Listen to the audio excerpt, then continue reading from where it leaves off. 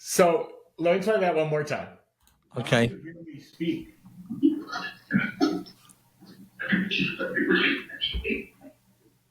That's interesting. So energy of the mind, that's the thing. Which is a phenomenal answer for two reasons. One, Yeah. for years of doing EVP research, at times we would find that they would answer the question before we even physically finished asking it.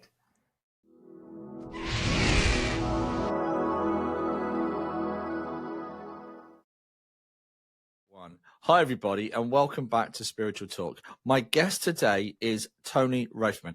Welcome, Tony, to Spiritual Talk. Thank you, Paul. It's a pleasure to be here.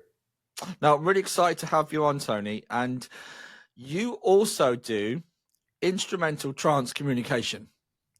That's correct. Guys at home will remember, and I believe you know Elisa, our guest Elisa Beaver, but you have your own system as well. So before we get into that, we always like to know, what was your inspiration, Tony, for getting into this? What happened to you? Where did it all start? Well, it started 15 years ago on, believe it or not, Valentine's Day in 2010. And my wife, you know, the paranormal shows started coming out, and she just thought they were amazing. I was an absolute skeptic. I did not believe any of it. Yeah. My father was a physics instructor. So everything I asked as a kid, Dad, why is the sky blue? Well, because there's water vapor in the air. When sunlight hits it, blue is the most reflective color. That's why the sky looks blue. Nothing about ghosts, spirits, any of that. Well, normally my wife and I would go to a hotel for Valentine's weekend, sit by the pool, have some drinks, relax. She said, I want to do something different this year. I said, okay, what do you want to do? She said, I want to go ghost hunting. And I was like, oh, kidding me.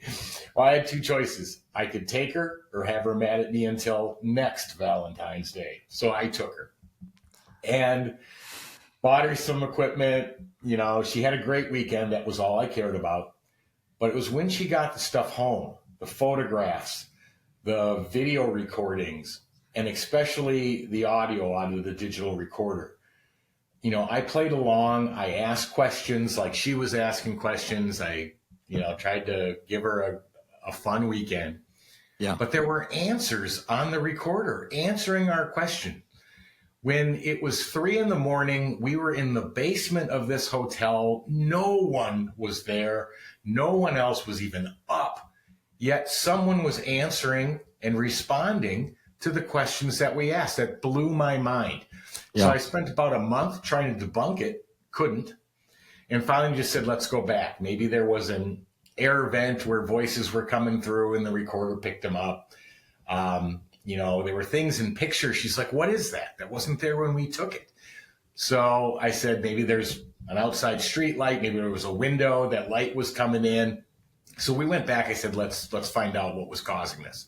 Well, we didn't find out. In fact, we came back with even more of the same, more voices on the recorder, more things in the pictures. And that's how it began. I started going, okay, how is this happening? And then realized it was reoccurring.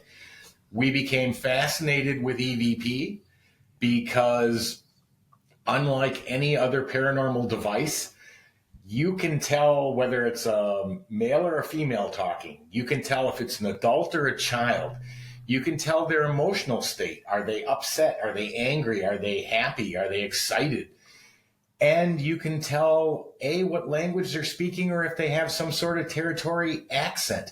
I could get all this information before I even heard the response. Wow. That, to me, outweighed any other piece of equipment and made it top of the line as far as getting information. Yeah, absolutely. So within you, there was something in it. You needed to go deeper and prove this. What is this? Goes against everything that you'd learned. Correct. And I totally admire you, but you've gone on from there. You've been on quite some journey and you've developed your own system. And am I right in saying it's called Staticom? That is correct. That is absolutely correct. When we first got into EVP. Then, of course, that moved us into ITC. And most people, at least in the United States, when they hear the word ITC, they instantly think of a spirit box because that's the most common used. Yeah, sure. We heard a method called direct radio voice from 2 former partners of ours. And it was great that they did this because they went back and they researched every type of spirit communication. And the only one that was never debunked, actually tested by scientists in the lab, was by a gentleman named Marcello Bacci. And he used direct radio voice for 35, 40 years. Yes. And they couldn't debunk it. So our former teammates went back, resurrected it, and said, hey, look, this works. And it did. So then what we did was we took direct radio voice and we turned it into, at that time, what was Staticom, then Staticom 2.0, and now 3.0, which my wife and I have recently upgraded. But we did a couple of things. We removed the radio because every scientist and skeptic out there says, wait a minute, you're claiming that you're communicating with the other side, but your device for doing this is a radio, which by purpose and design turns RF signals in the atmosphere into either speech or music. So you're claiming you're getting speech, but how do you determine reception from deception?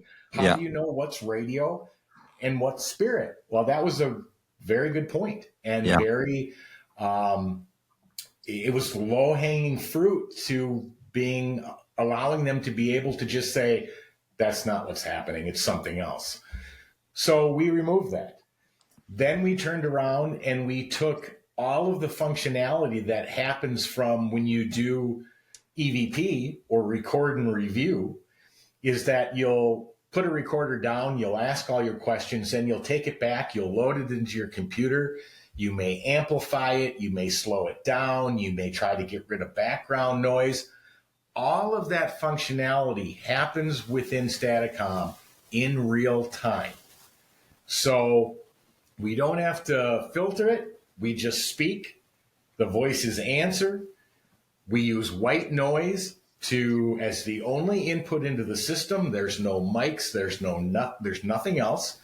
The white noise, through what we believe to be a process called stochastic resonance, takes these unidentifiable signals, elevates them, and then because white noise has a spectral frequency of 1, meaning every sound from 20 hertz to 20 kilohertz is at the same level, when the voice gets elevated, we then cut out the white noise, leaving only the voice.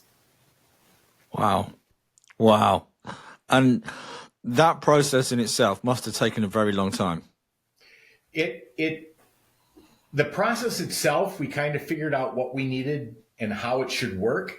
It was tuning it, getting it right, getting clarification to the voice. Those were the main challenges when we first started. Awesome. Can we be cheeky and ask, have you got anything to share for the audience? Absolutely. Awesome. Let me share screen here. And what I'm going to play is a clip that we got when it was still direct radio voice. So let me play this. And here's that clip. Marcello, can you see us? Yes. Thank you.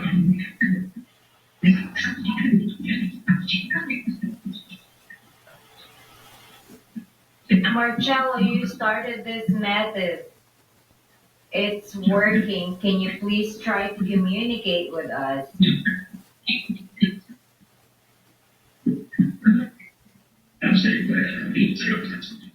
Wow. So we ran direct radio voice for about a year. That was the best clip we had the entire year long, the most clarity with that gentleman claiming to be Marcello Bacci saying, I'd say glad to meet you.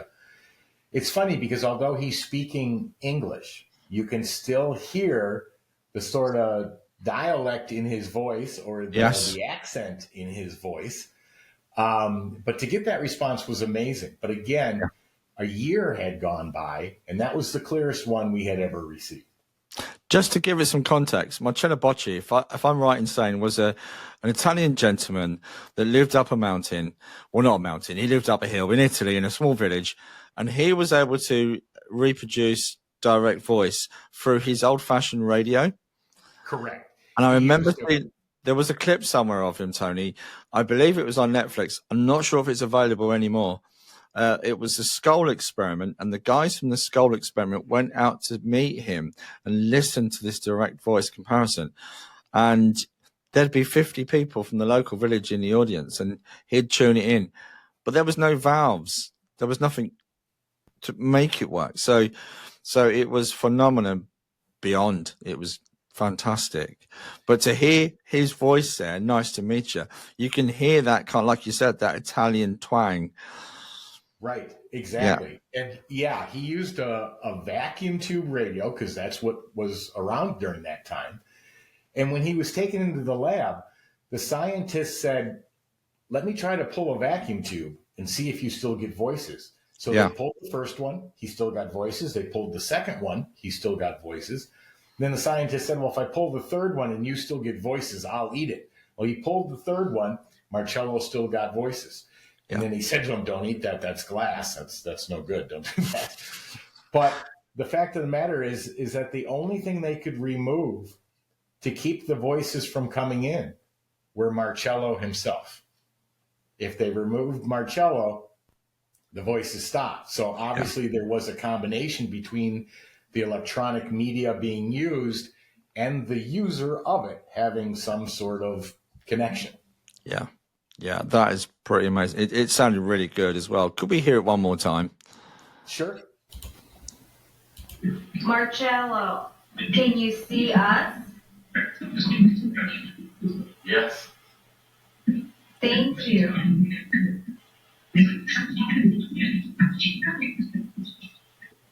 Marcello, you started this method. It's working. Can you please try to communicate with us?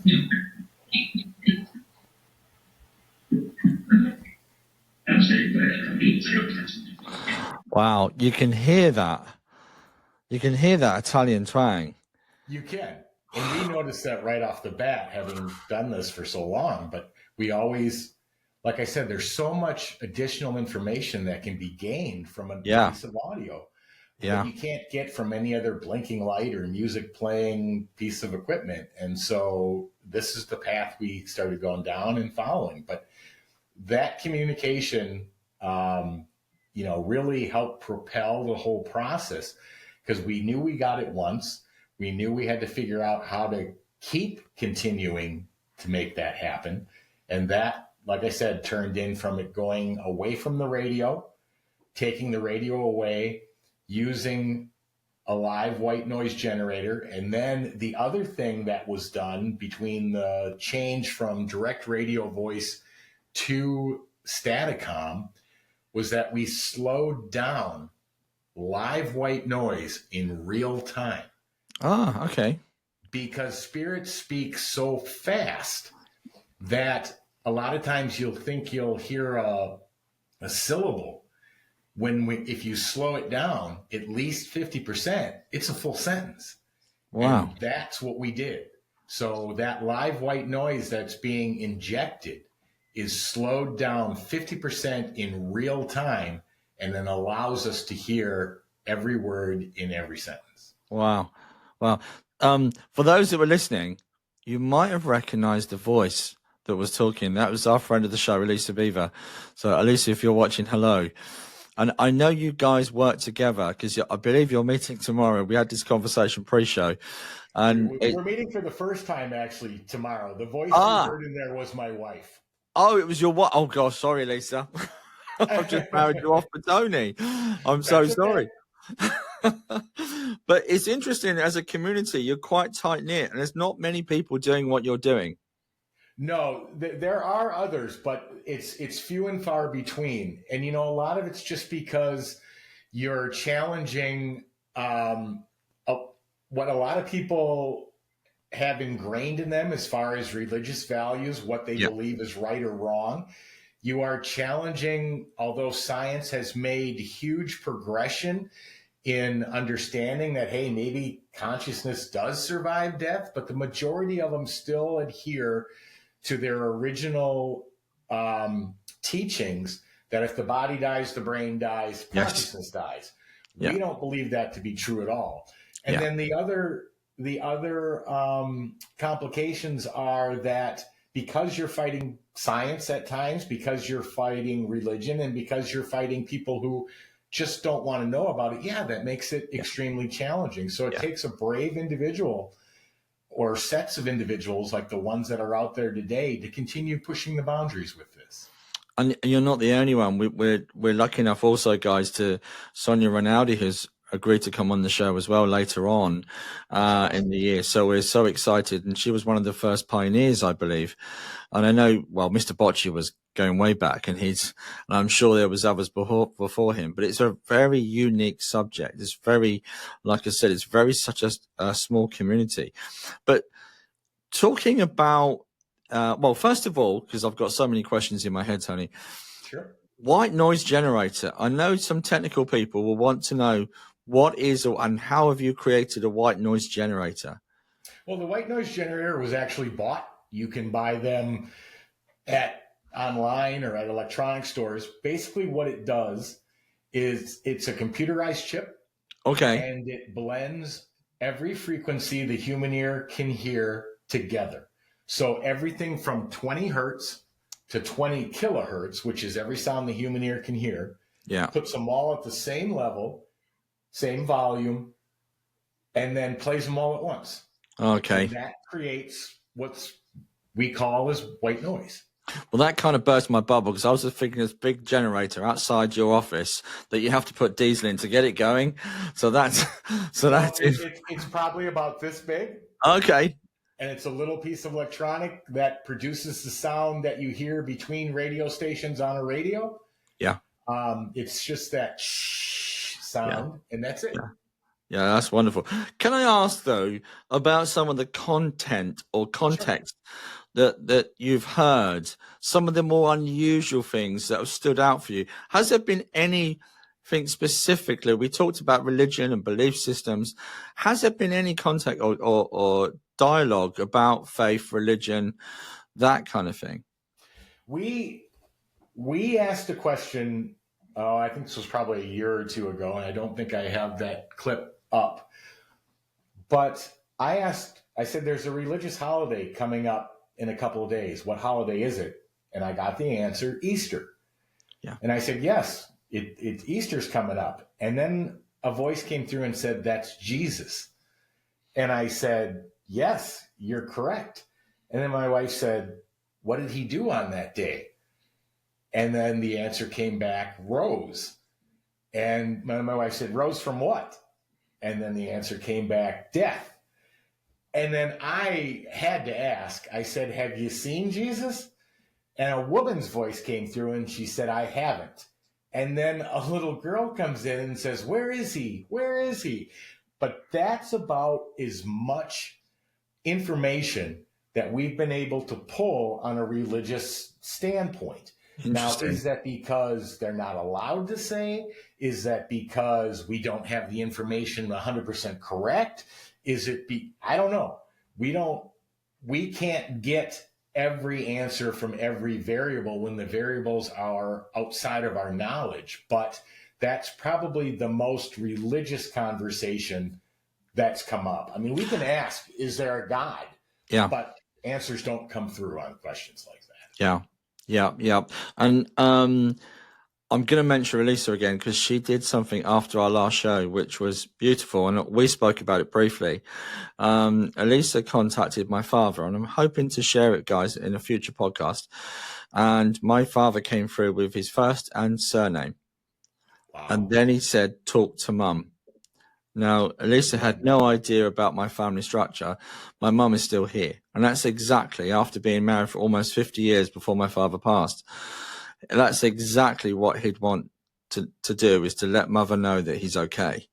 So to talk to mum was perfect for me.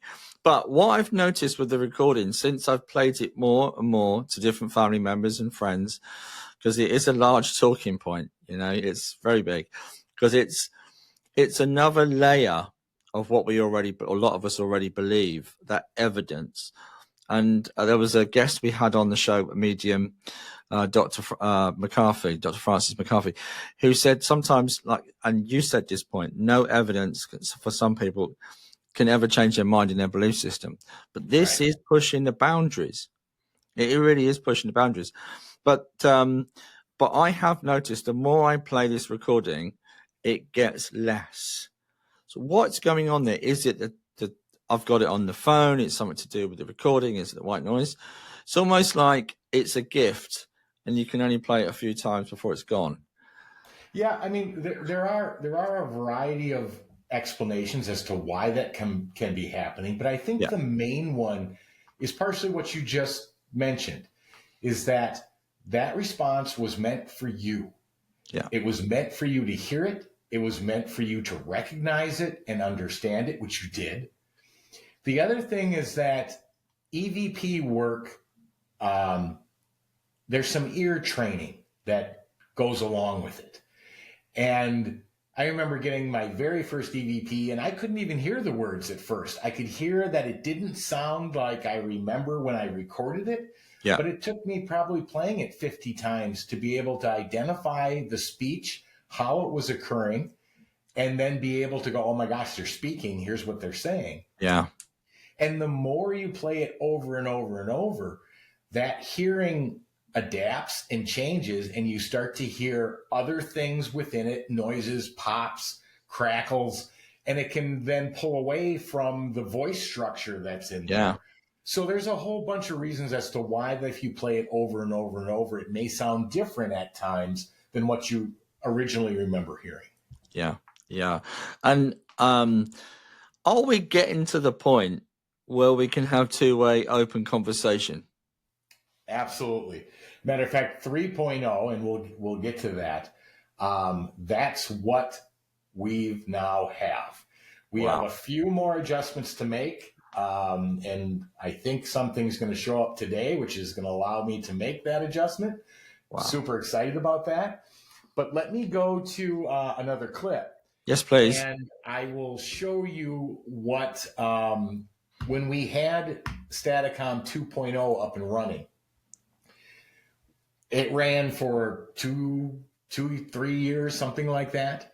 But we started asking questions where we wanted to see if we could get answers to research questions, to questions about what life is like on the other side, questions about do they remember who they were by name, things like that. So the clip I'm going to play next is now the radio's gone. We've moved to the white noise generator.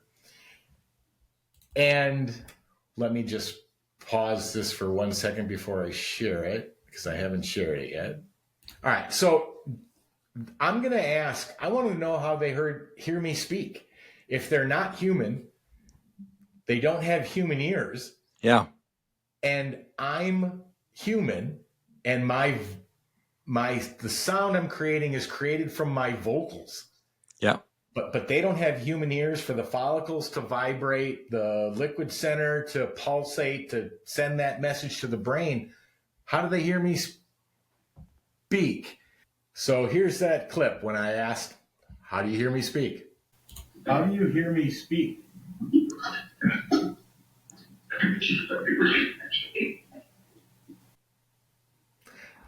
So let me play that one more time. Okay. How do you hear me speak?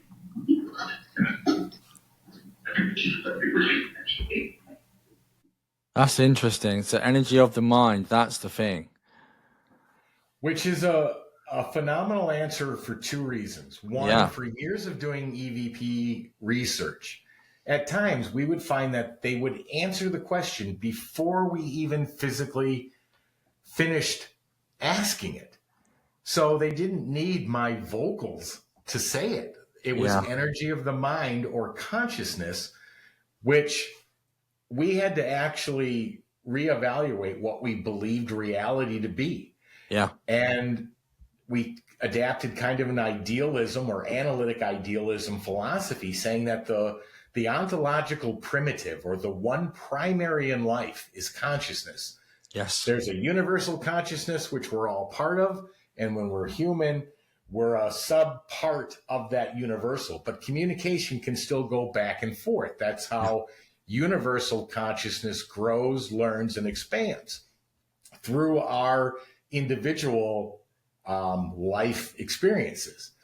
So them saying energy of the mind supports that, but it also supports scientists saying that consciousness may very well survive death through what they call the survival theory.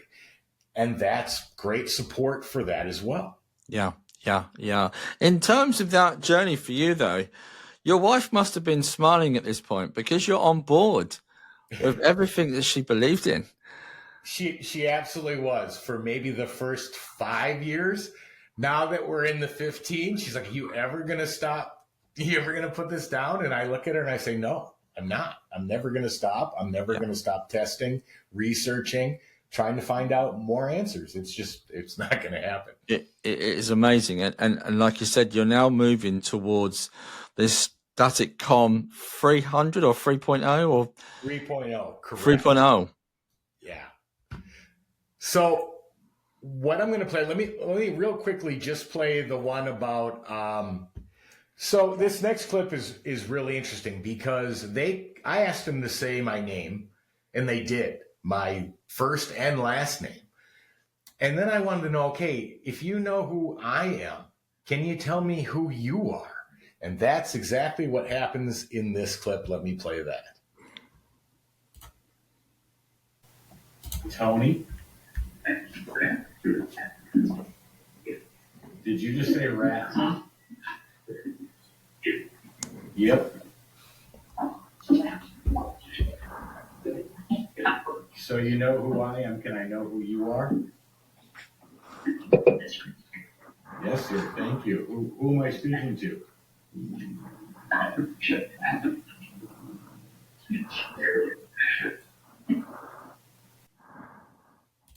Harold Patter. Have you Googled him? Well, there's two things. Because we're dealing with only audio, did I spell it right? Do I have the correct layout of the name? So yeah, we've tried, but not at that point, not having asked, when were you alive? What do you remember the years? Who was president? It makes it really hard. Could I have misspelled one of the names? Absolutely. So we've tried. We didn't have much success with that particular one. But the fact that they gave both a first and a last name, I mean, you don't hear that usually via EVP or Spirit Box. Rarely would you get something like that. Absolutely. And the reason being is because now we've moved to white noise. The whole principle behind a Spirit Box was that they would use the fragments of radio, take those sounds, and rearrange them into their own sentences. Well, first of all, they'd have to have all the right sounds at their disposal at the right moment. They would have to rearrange that sentence at the speed of light to turn it into what they needed.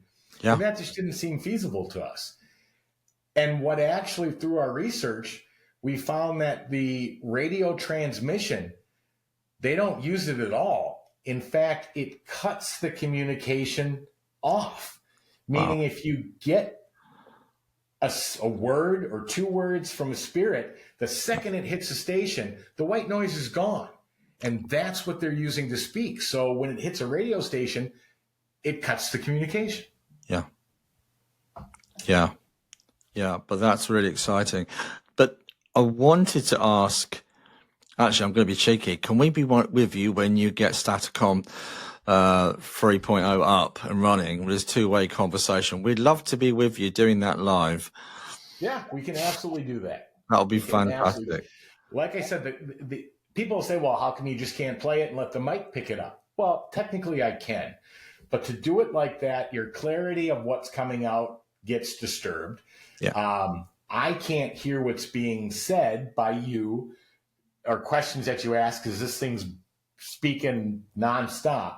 So to be able to take that signal, run it into the computer's separate computer system, the one transmitting the live stream, Yeah. to be able to hear it separately and be able to talk via the mic, that's what we're trying to achieve right now. That's fantastic. That is fantastic. Absolutely fantastic. And the other thing I was going to ask, going back to some of the context in terms of what they've said to you, have they made any unusual things? Anything that sticks out for you, Tony?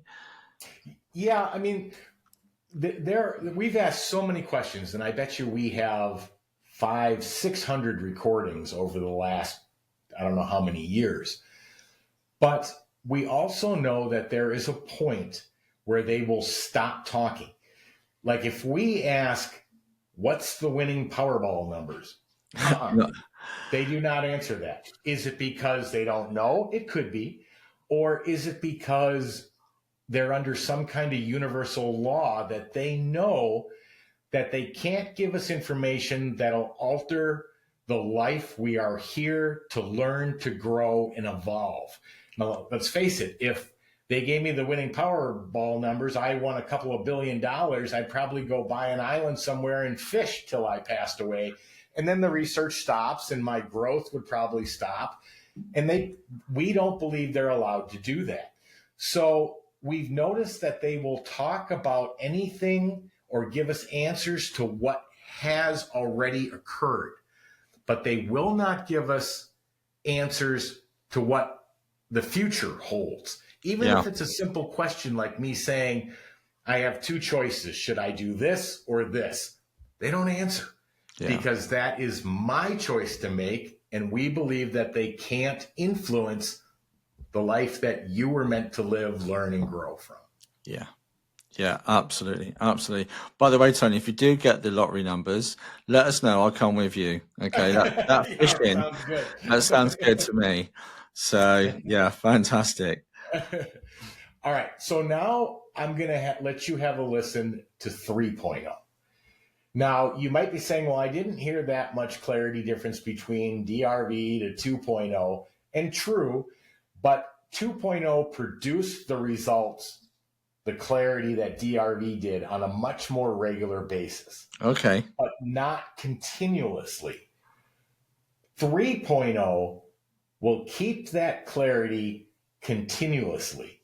So the first clip I'm going to play is from 3.0, and it is just labeled initial because I was still making changes. I was still coding when all of a sudden these voices showed up and started coming out. And my wife heard them and started responding. And this is pretty much what occurred. So let me bring that up. All right. So here, like I said, I was still coding and boom, voices showed up. Here it is.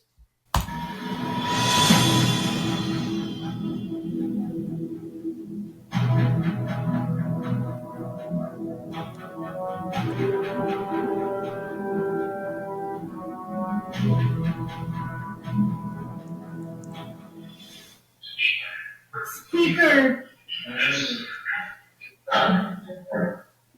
Who are you trying to find? What? Right there.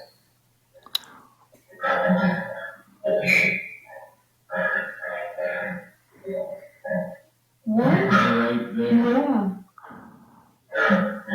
Are you trying to send us a message? Roger. Roger meaning yes or Roger meaning Roger? About Roger Martin?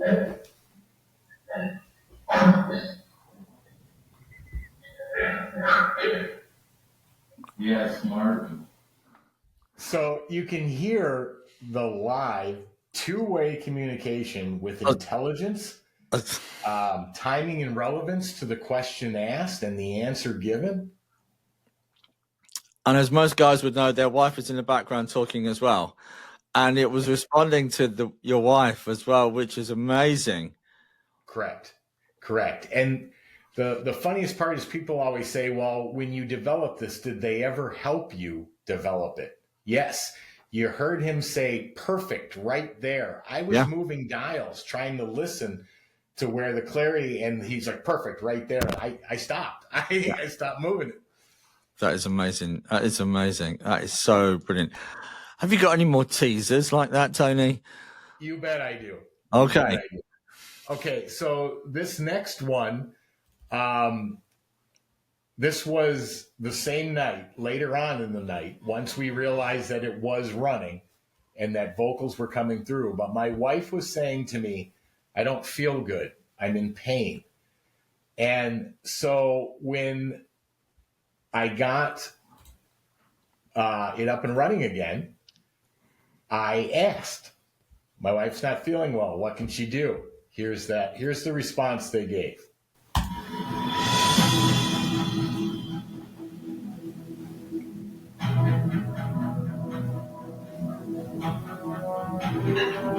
Sure, Sheree isn't getting sick, is she? Is Sheree getting sick, Sheree? What should she take?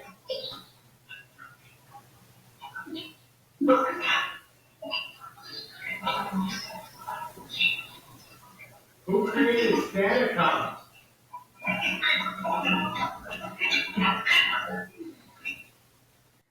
Wow. Is it broken? He says. Right, because they were worried maybe something was wrong with it, but it wasn't. But the funny part is I heard them say the word Percodan, but I didn't know what it was. So I went and looked it up. Percodan is a prescription strength, you need a prescription for it, pain reliever. And that's what my wife had said to me. I didn't even know what the word was. But that is the amazing thing, is anything we've been able to research, 95% of the information they give us is 100% accurate. Wow. What happens to the other 5%? Is it just not gray area? It's either not audible enough, or at least up until 3.0, or it wasn't researchable to verify. Wow. But with a 95, Tony, with a 95% hit rate like that, that gives it, if you say that was 50-50, but a 95%, that's pretty impressive. It's very impressive, which is why one of the future projects we are planning to do with Staticom 3.0 is cold cases. It's information that's already occurred. We shouldn't have any problem with them answering. But for a poor family that's already grieving the loss of a loved one and not knowing what happened, Staticom should be able to provide some answers, and that's the next step we want to try with it. Hang on, I'm just going to hold my breath on that one. So people that we've lost, people that we can't find or are missing or passed over, you're looking to find people in that way? Well, we're looking to find out what happened. So if we turn Staticom on and say, okay, give a name, give a location, give a year, disappeared in such and such year, what happened to her? Was she murdered? Did she drown? Was she kidnapped? When you have a cold case and police are out of options to track other information down, this may be a process to give them additional leads that they were not aware of. Well, potentially massive. They just come to you, right, Tony, and just go straight to the point, rather than spending years and years in trying to find someone, manpower, the budget for that as well. But then to go, okay, let's just go and see Tony and we'll ask Staticom. It sounds wonderful, but how far are you away realistically to getting to that point? I would say 3 weeks. Oh, okay. This is not 3 years. No. Okay. No. Wow. The results that Staticom 3.0 are giving are incredible. We have not had it stop communicating the way that you've heard so far. And every question asked is being answered. The clarity, we're still working on a little bit. But let me play another clip that gives you a very good indication of what I'm talking about how we just keep, we can just keep asking questions and answers can just keep coming in. So let me find that. Okay, this one's called responses, so this will work. But again, Staticom's running in the room, and we're communicating. Yeah. So here's that clip.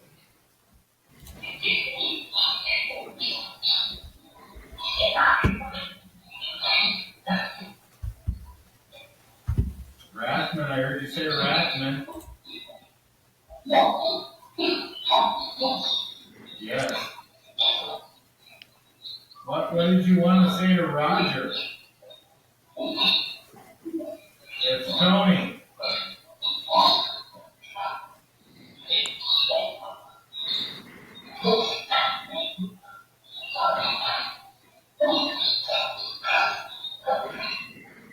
Spirits, can you hear me?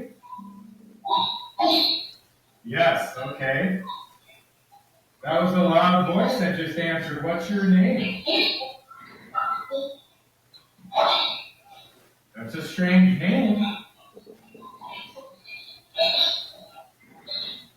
How many spirits are here with us right now? A lot? A lot, yeah, that's what I thought you said. Because there's so many of you, is that why all the background chatter? You're talking? You have any messages for us?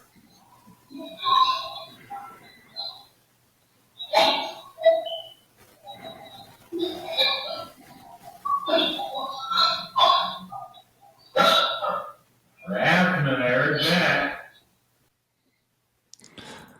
So, Tony, in that clip, was you then playing it, or was it interactive? What was going on? It's fully interactive. You turn it on, and I'll speak just as I'm speaking right now, but without mics. I have mics in front of me right now because my voice needs to be picked up to go to this broadcast. Yeah. When I'm using it in the house, there are no mics. Staticom doesn't have a mic. There is no way for any outside signal to be introduced outside of the white noise, which travels through a closed circuit. The white noise gets filtered and the voices come out. So I'll speak in my normal tone of voice. I'll ask a question, and boom, the answer comes through with timing and relevance to the question I asked. Wow. So, Tony, looking back at that clip, something else made me realize, and I circle on a Monday evening, and I get a lot of questions around. I get a lot of people in, and I don't know who I'm with, and it feels I'm being overwhelmed with more and more people around me. And I find even in my own development, as I started to unfold, I noticed I had more than one or two or three or four people. And it's interesting that recording reflects the same thing that we do as mediums, how we receive it. So there's that very similar, the way Staticom is working is very similar how as a medium perceives it as well. And I got a cold shiver with that. So I know there's a lot of truth with this. I think I'm onto something with that. You are absolutely correct. In fact, the way that we believe the messages come into Staticom are probably because we're saying it's consciousness based, and it's a transformation of information from consciousness. There is no reason to doubt that the way that the Staticom method is working isn't exactly like how a medium receives that same information.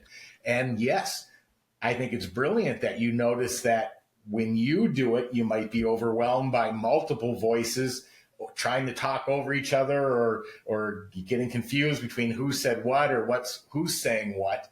That has happened with Staticom. And so brilliant. I love that you picked up on that, because I think you're spot on. And it's interesting. I always use the analogy of a radio aerial to receive. So there is that, that crossover there. So it's really quite exciting. That sounded quite haunting in a way, because there was so many, and it seemed like chaos a little bit. A little bit. But for a true definition of chaos, you need to hear a couple of the clips from the first Staticom, because we had not figured out yet how to limit the amount of voices coming through.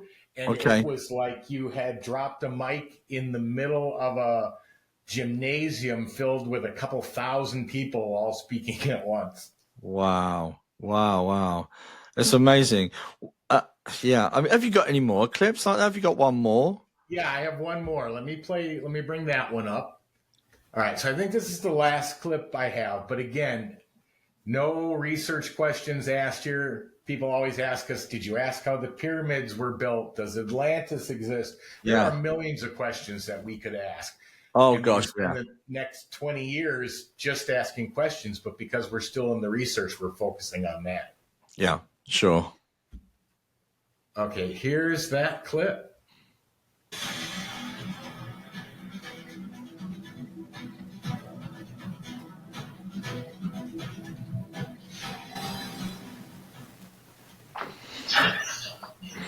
Time what? I can hear you when you whisper, you know that, right? Guys, if you're not familiar with this device is called Staticom. If you heard me say Staticom. Now, can you say Statom for me, please? All right, Spirits, if you don't want to say Staticom, let's play another game. What am I holding in my hand? Glasses, thank you. Thank you very much. How about pineapple? Can you say pineapple? Oh, perfect, thank you. How can you say Staticom like that? It's one word. It's one word, Staticom. Have you not been able to talk to humans before? If you can hear me, spirits, say elephant. Do you know Tony?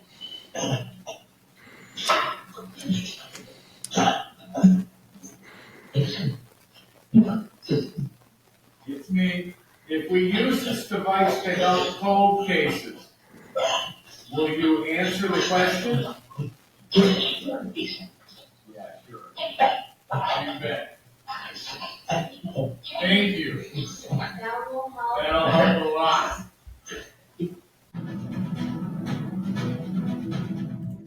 Wow. So, Wow.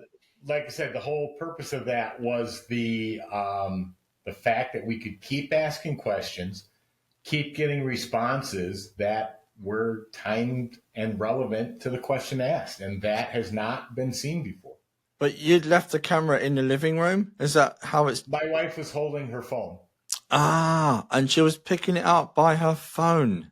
Correct. So it's going through another device to record it. Correct. Yeah, I mean, it literally gets, the white noise generator goes into the computer. The computer does all this filtration on it. It doesn't use AI. It doesn't use word banks, nothing.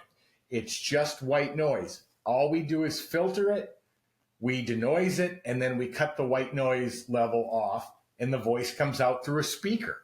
So, Wow. yes, she's holding her phone as I'm walking around the living room, just recording, and she Yeah. can pick up the Pick up. responses we're hearing. And we can hear you having a two-way conversation, and it's in the background, just like anybody would at home listening to their partner doing a project. You know, when you're listening to someone on the telephone, your partner talking or your loved one's talking, Right. but you're having that interaction, and your partner. I love the way you've done that because it's quite powerful the way it's done like that. Thank you. And gosh, there's so much I want to ask you. But we're just going to have to wait, Tony, because you're still in that development stage and you're 3 weeks away from having something fairly phenomenal when you can have that two-way conversation. And, you know, one of the questions I'd like to ask, Atlantis, was it real?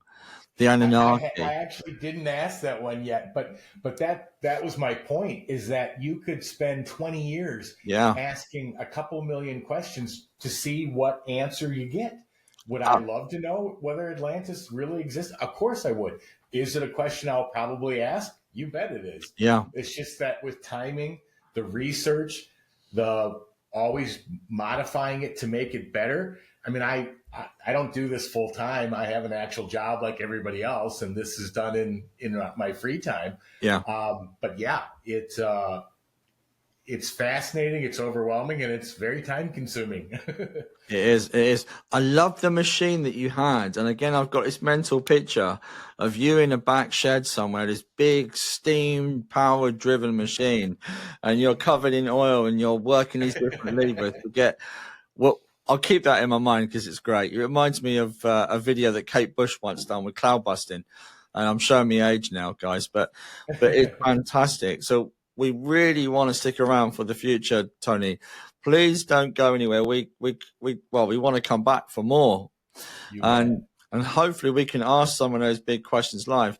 One thing I was going to ask, though, when we talk about the concept of God, will we be able to understand it's a spirit of God? Not only that challenge of trying to communicate electronically, but they've also got that challenge so that we understand and perceive what that answer is. That's an excellent point, Paul. And, people always say, okay, well, how come they just can't tell you where they're at? Or why can't they just give you that answer? Well, if you look at the way human language was put together, we have nouns, verbs to identify things within our reality. But if I go like this and I say, what is this? Most people are going to say it's a fist. Okay. But is the fist a real thing? And if it is, where'd it go? Because it's not a thing, it's an action.